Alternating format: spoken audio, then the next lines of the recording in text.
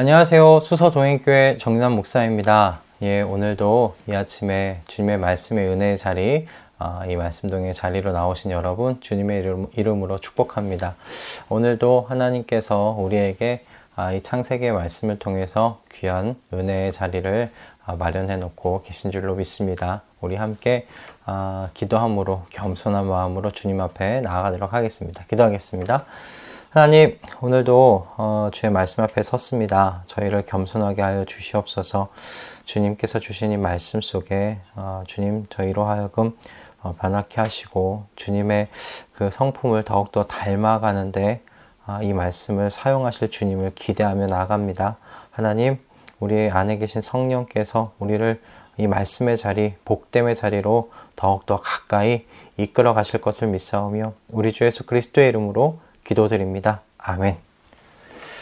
오늘 우리에게 주시는 하나님의 말씀은요, 창세기 32장 22절에서 32절의 말씀입니다.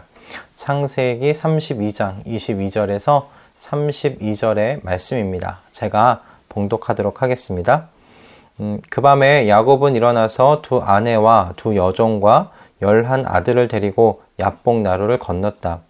야곱은 이렇게 식구들을 인도하여 개울을 건너보내고 자기에게 딸린 모든 소유도 건너보내고 난 다음에 뒤에 홀로 남았는데 어떤 이가 나타나 야곱을 붙잡고 동이 틀 때까지 씨름을 하였다. 그는 도저히 야곱을 이길 수 없다는 것을 알고서 야곱의 엉덩이 뼈를 쳤다.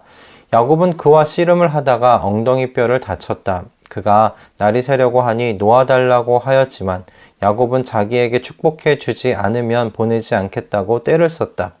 그가 야곱에게 물었다. 너의 이름이 무엇이냐? 야곱이 대답하였다. 야곱입니다. 그 사람이 말하였다. 내가 하나님과도 겨루어 이겼고 사람과도 겨루어 이겼으니 이제 내 이름은 야곱이 아니라 이스라엘이다. 야곱이 말하였다. 당신의 이름이 무엇인지 가르쳐 주십시오.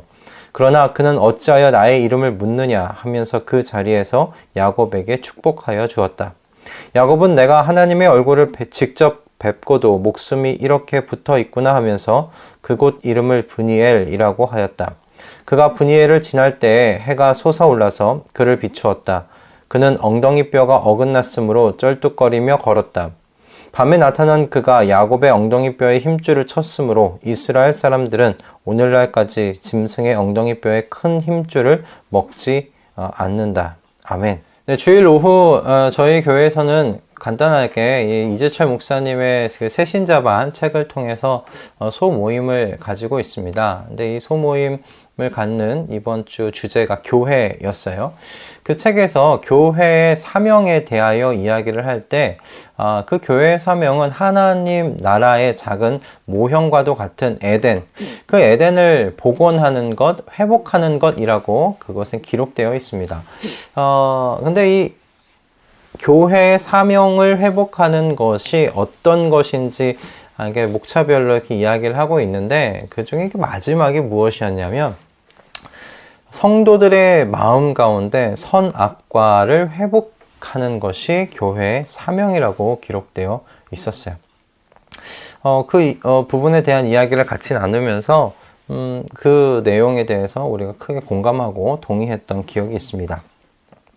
그렇습니다. 주님이 그 머리 되시는 교회, 주님이 주인 되시는 교회를 꿈꾸는 이런 모든 교회 안에서는 성도들의 마음 가운데 이 선악과의 회복이 있어야 돼요. 이 영적 선악과의 회복이 반드시 필요합니다. 선악과가 그 에덴 동산에서 어떤 역할을 했습니까? 에덴 동산의 모든 통치를, 모든 것을 경영할 수 있는 권한을 하나님께서 아담과 하와에게 내려주었어요. 때문에 아담과 하와에게 에덴 동산에서 아담과 하와는 거의 신적인 존재와 마찬가지였습니다. 최고 통치권자 같은 그런 자리를 누리고 있었습니다. 그런데 그런 그들이라 할지라도 동산 중앙에 있는 선악과를 볼 때마다 깨달아야 되는 거예요. 아, 나는 피조물이다.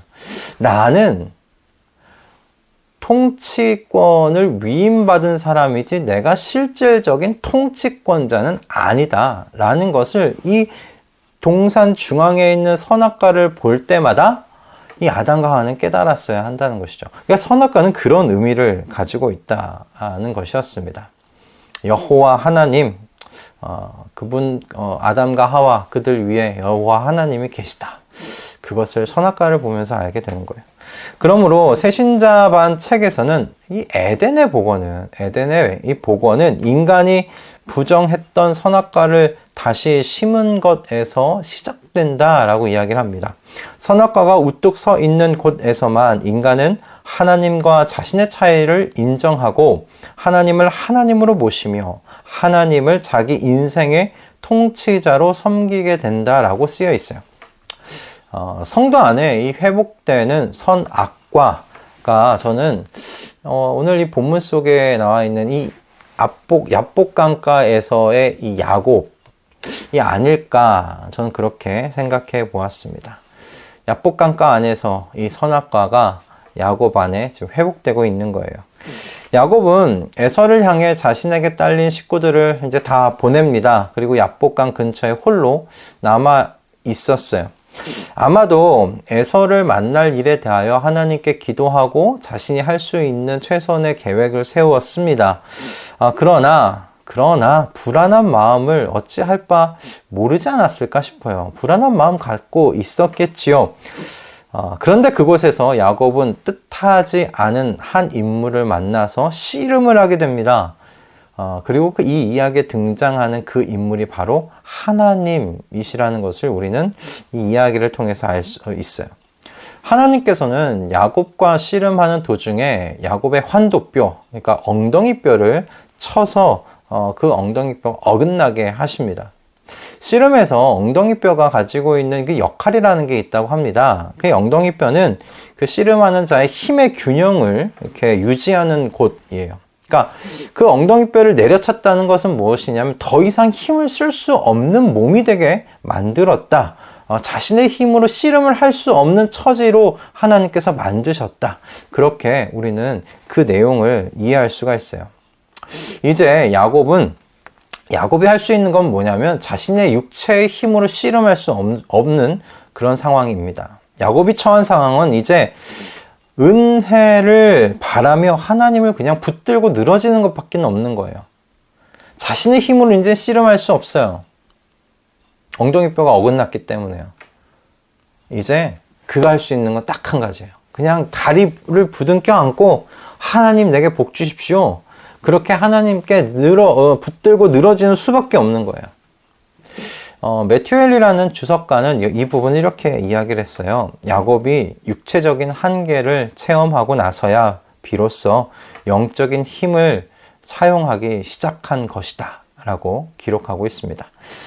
하나님께서 야복강가에서 씨름하신 이유, 야곱과 씨름하신 이유는 더 이상 자신의 힘으로 씨름하며 살아가는 사람이 아니라 하나님의 은혜를 구하는데 씨름하는 자로서 새로운 삶을 시작하도록 하나님께서 인도하신 것, 그것이 야복강가에서 하나님께서 야곱을 만나셔서 씨름하신 이유다라는 겁니다. 야곱은 이제 하나님의 그냥 은혜만 간구해요. 은혜만 구하고 있어요. 형 에서를 내가 쳐서 이길 수 있는 힘을 달라고 하는 것이 아니라 그냥 하나님 제게 복 주십시오. 그 복은 나와 영원히 동행하여 달라는 것이죠. 나와 함께 해달라는 것이에요. 하나님께서는 야곱에 그렇게 힘을 빼신 후에 야곱의 이름을 바꾸시죠. 이스라엘이라는 이름으로 바꾸십니다. 여러분, 이 이스라엘의 이름에 대하여 논의되는 것은 좀 여러 가지가 있어요. 그러나 이 문맥 안에서 중요한 것은 하나님께서 야곱에게 이스라엘이라는 이름을 붙여주셨다는 거예요. 이름을 지어주셨다는 거예요. 당시에 그 상대방에게 이름을 지어줄 수 있는 것은 그 사람보다 아래에 있는 사람은 절대로 이름을 지어줄 수 없잖아요. 그 사람보다 위에 있는 자가, 더 높은 자가 아래에 있는 자에게 이름을 붙여줄 수 있는 겁니다. 그러므로 이 당시 지금 이 부분은 하나님께서 야곱에게 이름을 붙여주신다. 그건 하나님께서 야곱 위에 계심을 야곱이 인정한 거예요. 그리고 이름을 여러분 받는 자에 대한 것이 무엇입니까? 이름을 지어줄 수 있었다는 것은 높은 사람이라는 의미도 있지만 통치권을 가지고 있다는 그런 의미를 또한 가지고 있습니다. 하나님께서 여러분 흙으로 빚어 만드신 이 들의 짐승들과 공중의 모든 새를 하나님께서 아담에게 이끌어 오셨잖아요. 그리고 무엇 하도록 하셨습니까? 아담이 그 들의 짐승과 그 공중에 나는 그 새들의 이름을 하나하나 지을 수 있도록 지나가게 하셨어요. 아담이 그러니까 에덴 동산에 있는 모든 짐승들의 이름을 다 붙여준 거예요. 여러분 이건 굉장히 의미가 있는 장면입니다. 하나님께서 아담에게 에덴 동산의 경영함, 그 통치를 위임하시는 중요한 의미를 가지고 있는 장면 중에 하나인 거예요. 그러므로 하나님께서 이삭이 지어준 야곱이라는 이름 대신에 하나님께서 직접 야곱에게 이스라엘이라는 이름을 지어주신 의미가 무엇이겠습니까? 이제는 너가 내 통치권 아래서 사는 사람이라는 그런 새로운 인생을 살아가야 하는 사람이라는 그런 의미라는 것입니다. 여러분, 근데 이 모든 일들이 지금 어디에서 일어나고 있습니까? 야복강가에서 일어나고 있어요. 근데 이 야복강가는 하나님께서 야곱에게 주시겠다고 하신 그 약속의 땅, 바로 그 앞입니다. 어떤 주석가는 이렇게 이야기해요.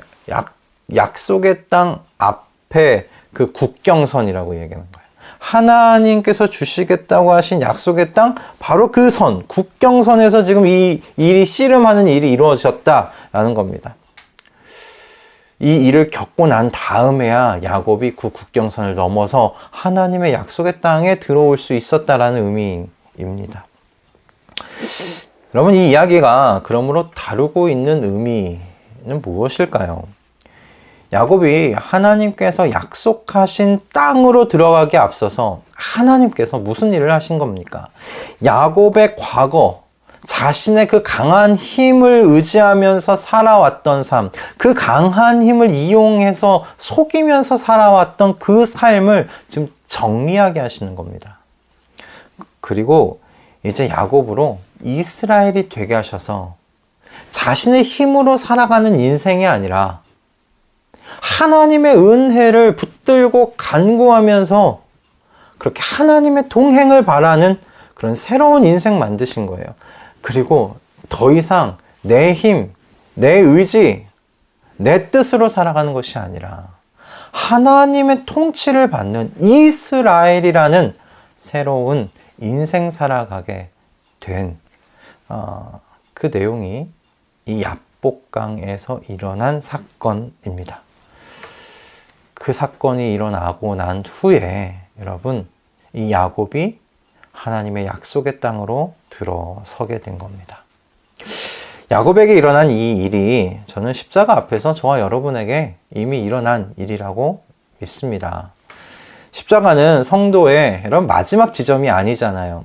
십자가는 성도의 출발선입니다. 시작입니다. 존 버년의 그 철로 역정이라는 책을 여러분 보시면 그곳에 있는 크리스찬이 그 십자가 앞에서 무거운 짐을 다 벗어버리고 하나님의 도성을 향해 이제 본격적으로 여행을 떠나는 여러분 그 시작점으로서 십자가가 묘사되어 있음을 여러분 보실 수 있을 겁니다. 여러분 다시 말해서 십자가는 하나님께서 약속하신 그 하나님 나라의 여러분 국경선이라고 생각해 보시면 어떠시겠어요? 그 국경선으로 들어오기 앞서서, 그러니까 넘어가기에 앞서서 우리는 십자가 앞에서 여러분 어떤 영적인 경험을 하고 계십니까? 여러분 성도는 십자가 아래에서 더 이상 주님 저는 제 힘으로 살지 않겠습니다. 내 인생의 주도권을 이제 내려놓습니다. 오직 하나님의 은혜만을 갈구하는 그런 하나님의 은혜를 소원하는 사람으로서 새로운 사람 되는 것, 그것이 십자가를 지나가는 모든 사람들이 경험하는 바 아니겠어요? 성도는 그렇게 십자가 아래에서 옛사람의 이름을 벗어버리고 이제 하나님의 자녀로서의 새로운 이름을 받게 됩니다. 오직 내게 이름을 주신 하나님의 여러분 이 통치만을 받으며 사는 사람이 된다는 말입니다. 이 변화 없이는 여러분 그 누구도 하나님께서 약속하신 이 하나님의 나라에 들어갈 수 있는 사람은 없습니다.